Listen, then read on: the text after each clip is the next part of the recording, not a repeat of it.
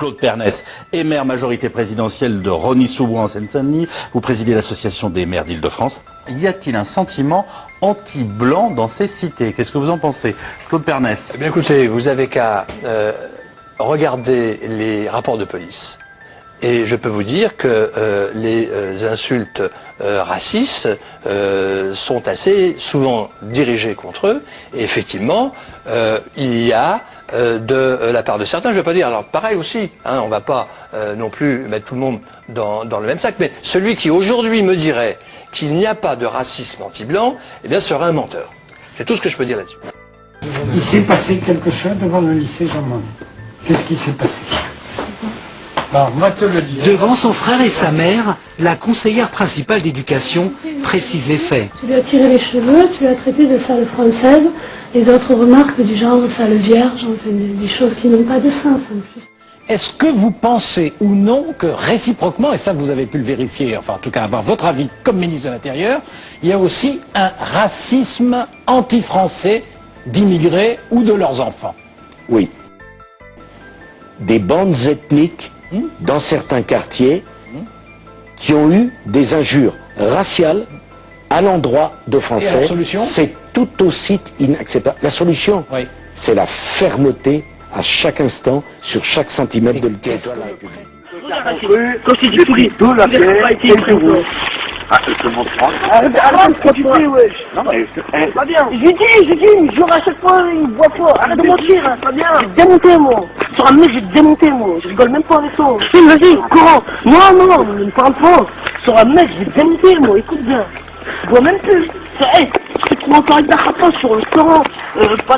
C'est cette image de l'équipe de France qui a inspiré les propos très controversés de Georges Frêche. Le président socialiste de la région Languedoc-Roussillon fait un commentaire sur les Bleus, rapporté par le quotidien Le Midi Libre. Dans cette équipe, il y a 9 blagues sur 11. La normalité serait qu'il y en ait 3 ou 4. Ce serait le reflet de la société. Mais là, s'il y en a autant, c'est que les Blancs sont nuls. J'ai honte pour ce pays.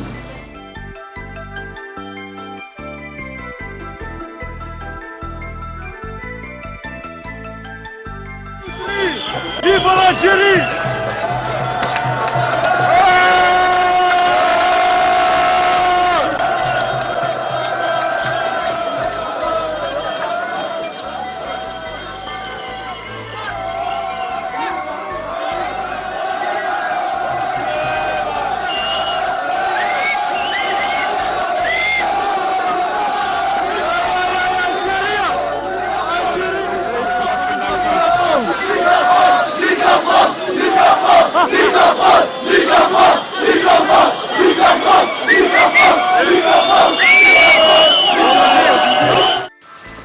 Christine Bourgoin est policier, mais elle a peur quand elle sort de chez elle.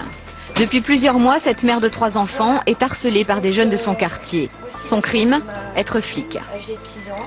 La nuit du 27 avril à 3h30 du matin, mon véhicule 806 turbodé se trouvait ici, stationné juste en face de la fenêtre. Et donc le véhicule était en feu, j'ai un voisin qui m'a alerté, voilà, pour me dire que mon véhicule était en feu. Donc moi j'ai eu le réflexe de sortir dans le jardin. Ayant un appartement au rez-de-chaussée, j'ai déroulé le tuyau d'arrosage que j'ai acheminé à travers l'appartement jusqu'ici. J'ai escaladé la fenêtre et j'ai essayé de ralentir le feu. La tête du lit de ma petite fille est juste à côté de la fenêtre. Donc si le voisin n'avait pas donné l'alerte cette nuit-là, en sortant ses chiens à 3h30 du matin parce qu'il commencerait tôt le travail, ben, Dieu sait quoi, j'ose même pas imaginer ce qui serait passé si quelqu'un n'avait pas donné l'alerte, quoi. Il y a eu aussi les insultes envers sa fille aînée. Les murs ont été blanchis depuis, mais des tags injurieux recouvraient les bâtiments. Bon, ça a été effacé, hein. Les insultes ont été effacées, elles se trouvaient là. Donc en gros caractère, assez volumineux. Et puis... Il y avait écrit quoi? Marie la salope, fuck les keufs. Christine a pris des photos des graffitis. Leurs auteurs connaissent le prénom et le nom de sa fille. Certains étaient en classe avec elle. Pour éviter d'être repérée, Christine change régulièrement de voiture. Et lorsqu'elle rentre tard le soir, elle ne passe pas par la porte d'entrée, mais par derrière, pour éviter les ennuis. Donc voilà, je vais vous montrer. Je passe par ici. Donc avec des courses, c'est pas pratique. Voilà. Ensuite, avec son portable, elle appelle ses filles qu'elle a changé d'école pour lui ouvrir la porte. Donc s'ils sont dans la chambre, ils risquent peut-être pas d'entendre. C'est cela son quotidien désormais, se cacher et se terrer chez elle. Voilà. Voilà, donc je suis chez moi, je rentre chez moi. Christine Bourgoin est fière pourtant d'être brigadier. Au printemps dernier, le préfet l'a décorée pour ses 20 ans de carrière.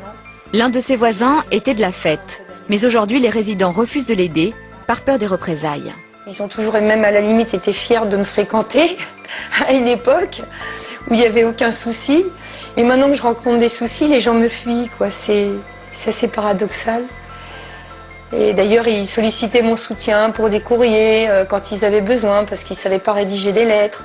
Et puis maintenant, moi, je sollicite une attestation de leur part, justifiant que j'ai toujours été un bon voisin.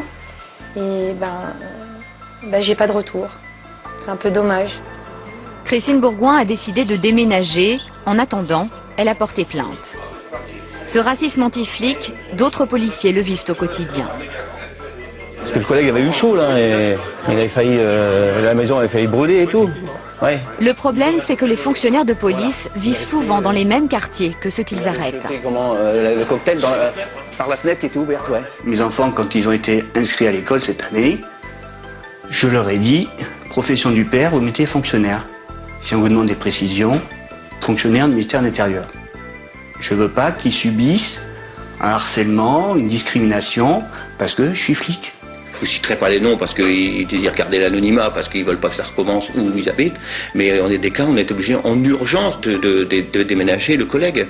Le collègue, déjà, quand ça s'est passé, qu'ils sont prêts à sa femme et ses enfants, il a été obligé de poser un maximum de vacances en attendant qu'on lui trouve un appartement pour protéger sa famille. Christine Bourgoin a brisé le droit de réserve pour parler. Mais les autorités, elles, se murent dans le silence. Son commissariat de l'Essonne et la direction départementale de la sécurité publique se sont refusés à tout commentaire sur ce sujet.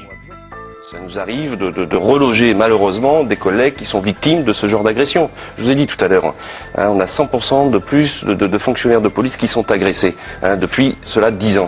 Ça veut dire à peu près 14 policiers blessés par jour. Ce n'est pas rien. Ça veut dire que, et ça commence à être agaçant parce que bon, on fait toujours le constat, on le dit, on le clame, demain un policier va être blessé, ça va faire la une, des journaux, et qu'est-ce qui sort derrière? On a fait des propositions, et j'en profite, parce que là nous avons un élu ici. Bon, nous avons demandé qu'on mette en place des peines planchées. Nous sommes allés voir l'ensemble des élus, l'ensemble des parlementaires, pour que dès l'instant où on agresse un policier, un instituteur, parce qu'il ne faut pas oublier, il y a des instituteurs aussi qui se font agresser, un gardien d'immeuble, qu'on instaure vis-à-vis de ces gens de l'institution une peine planchée pour que, enfin, les jeunes ou les moins jeunes qui agressent ce genre de personnes vont savoir qu'automatiquement ils vont prendre une sanction. Ajouter quelque chose ? C'est intéressant de signaler qu'il y a un rapport là-dessus qui sort tous les ans de la direction des populations et des migrations, et le rapport 2005 il est disponible. Celui de 2006 a été annoncé, a été imprimé et a été retiré de la vente à la documentation française parce qu'il donne des statistiques ethniques. Je vais vous le livrer parce que j'ai mes sources et donc j'ai ce rapport, et ce 2005 disait la même chose. 25% des naissances sont d'origine immigrée. 25% des naissances, et le tiers des familles très nombreuses sont d'origine immigrée. Mais je peux vous dire que moi je suis une famille recomposée. Oui. J'avais un enfant d'un premier lit, comme on disait dans le temps, et j'en avais 3 autres après. Oui. J'ai jamais pu avoir à la SNCF la carte pour 4 enfants, dont j'avais pourtant à charge. J'ai jamais pu avoir. Et à côté de moi, mais là, il y avait des populations qui étaient d'origine immigrée, et on faisait masse du nombre d'enfants, quel que soit le nombre de femmes avec lesquelles on les avait eus. Voilà.